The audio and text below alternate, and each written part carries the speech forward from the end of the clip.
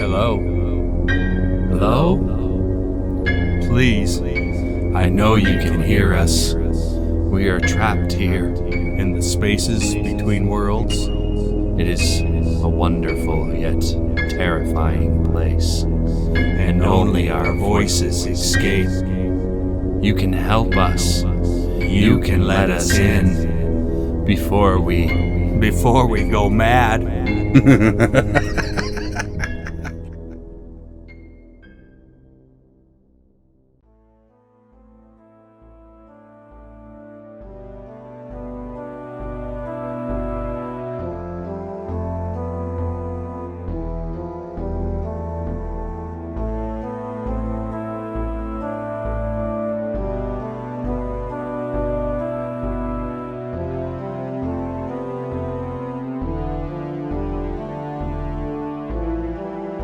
Beautiful Anne by Todd Christensen.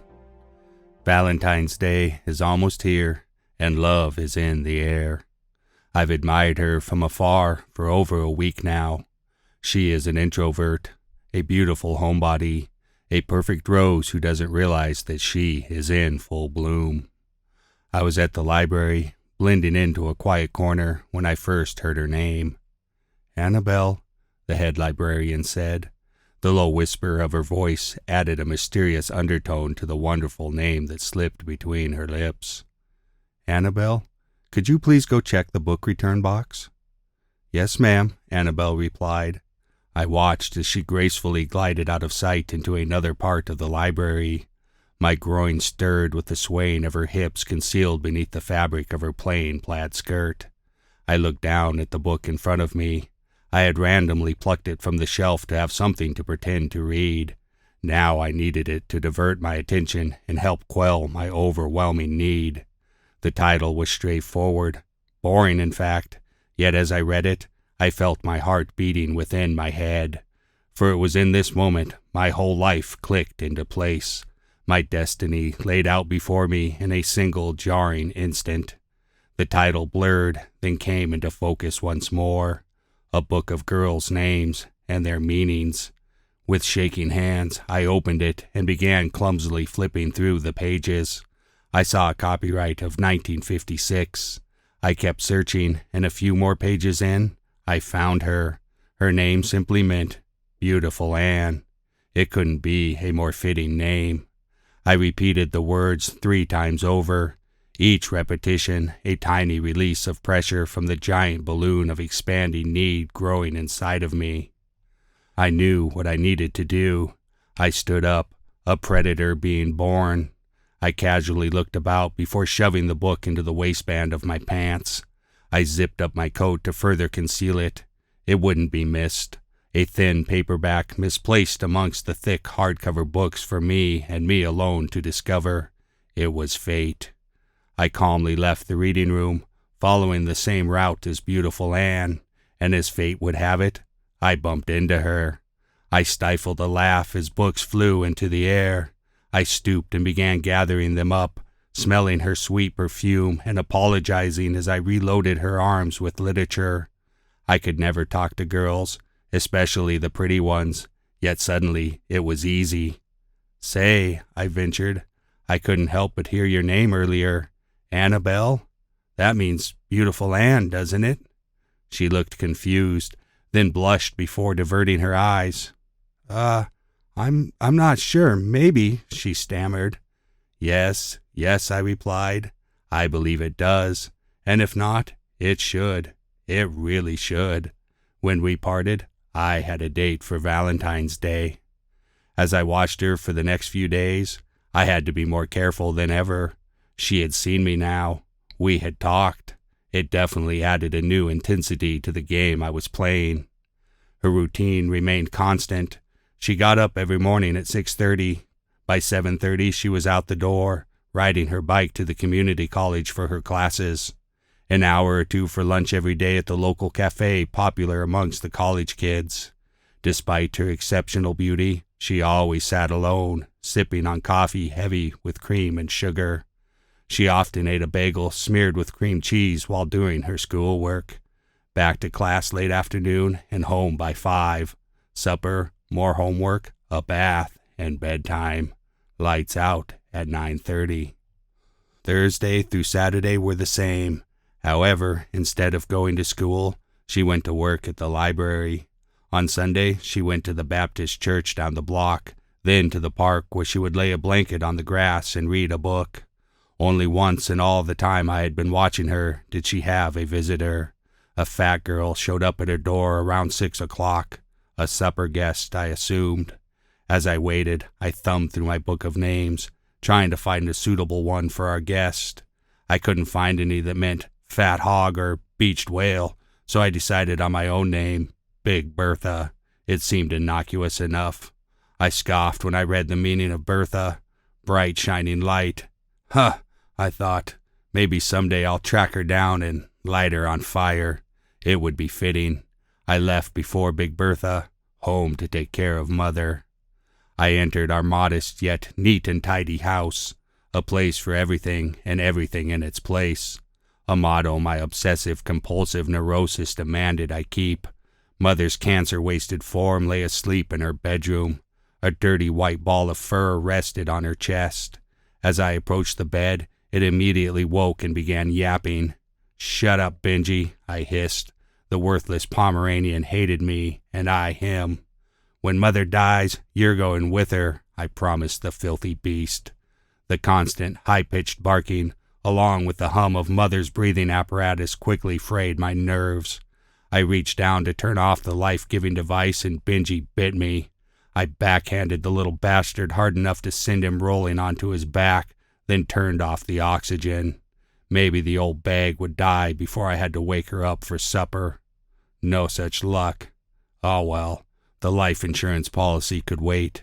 I am, after all, a patient man.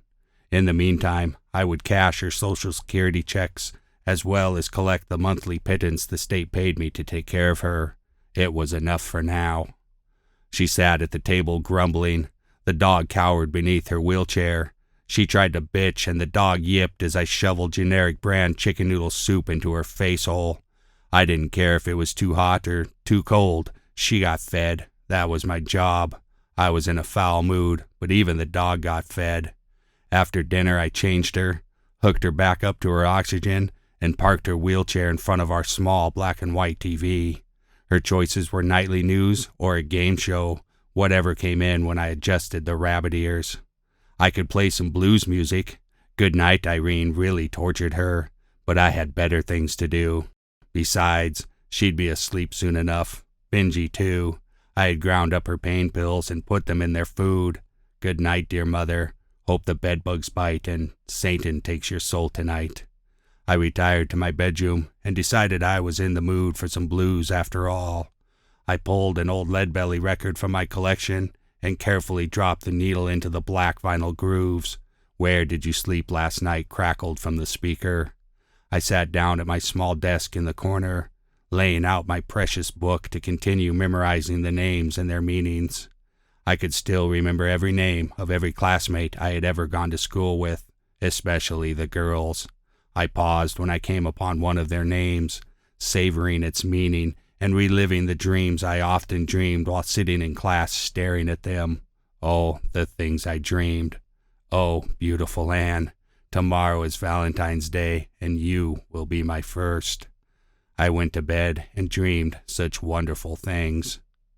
I was at the flower shop the next evening, my overwhelming need reduced to a single hyper-focused task, picking the perfect rose.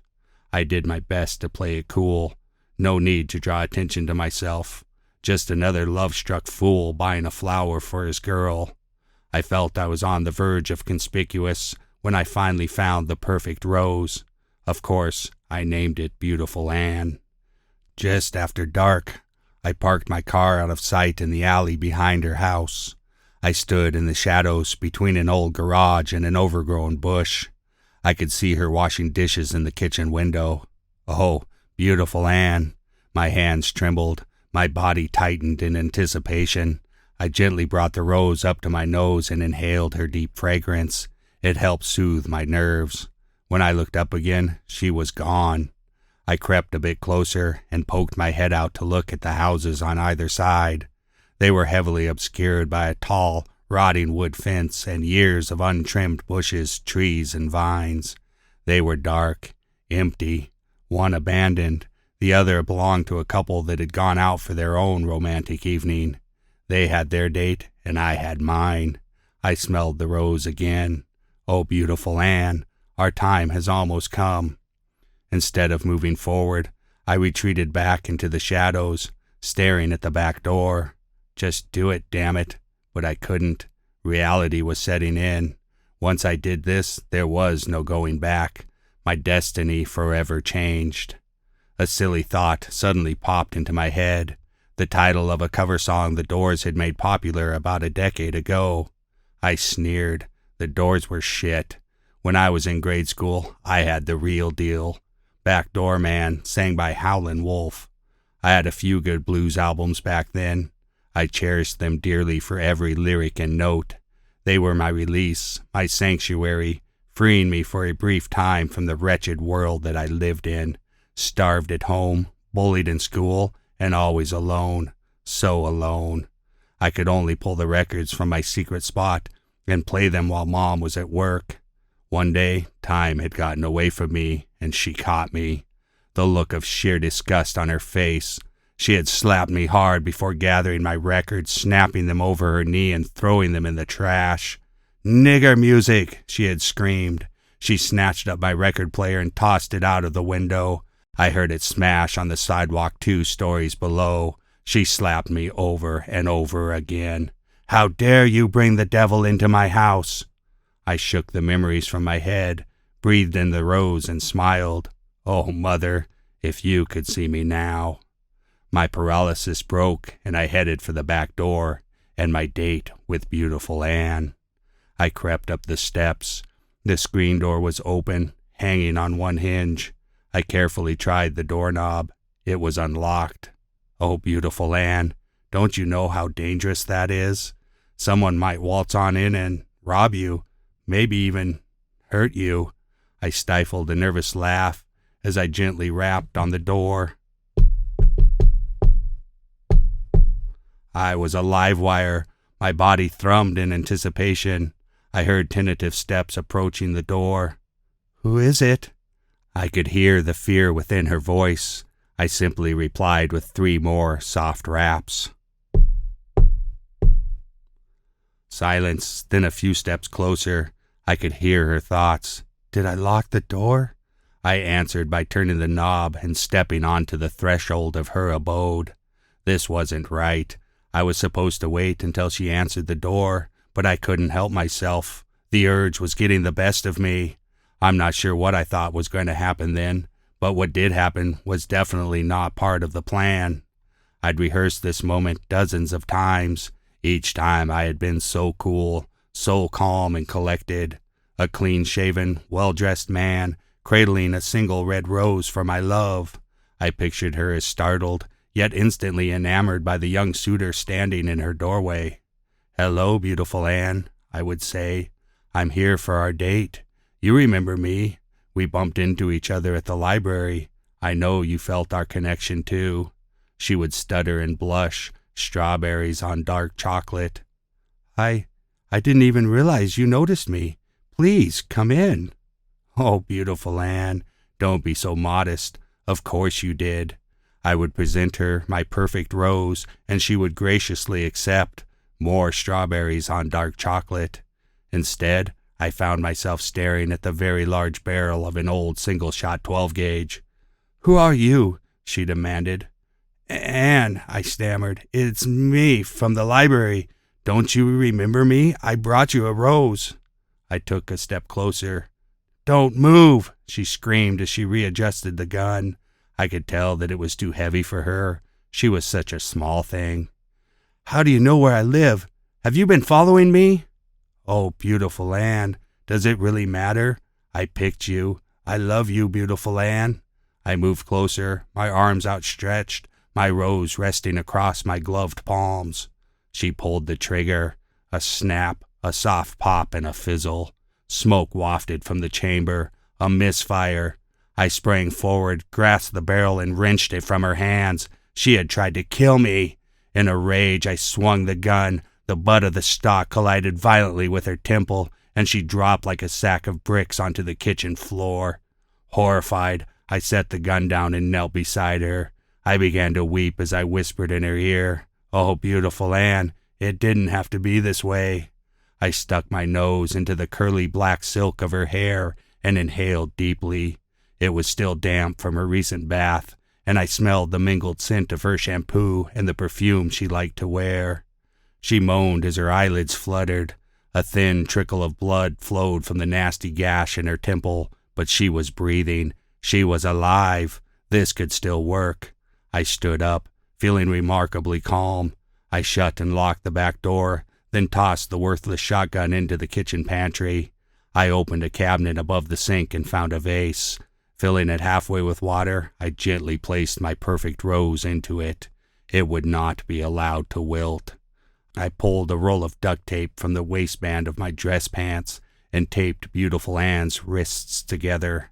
She moaned again as I dragged her into her bedroom, flopped her on her bed, and secured her ankles to each bedpost. She was wearing a modest, white cotton nightgown that flowed down around her shins. I fished out my pocket knife and sliced a small slit at the bottom. I grasped each side of the cut and began to slowly tear it open. I had to force myself to slow down. I could hardly contain my excitement. Is this the way kids felt on Christmas morning as they tore open their gifts? I didn't know, but this had to be so much better. Oh, beautiful Anne, our time has finally come. A soft, cool breeze buffeted my sweaty face, and I realized her bedroom window was cracked open. Then I heard car doors slamming and the overly loud voices of a couple returning home after a few too many drinks. Beautiful Anne's eyelids fluttered, then shot open. The whites of her eyes rolled within the darkness of her skin before focusing on me.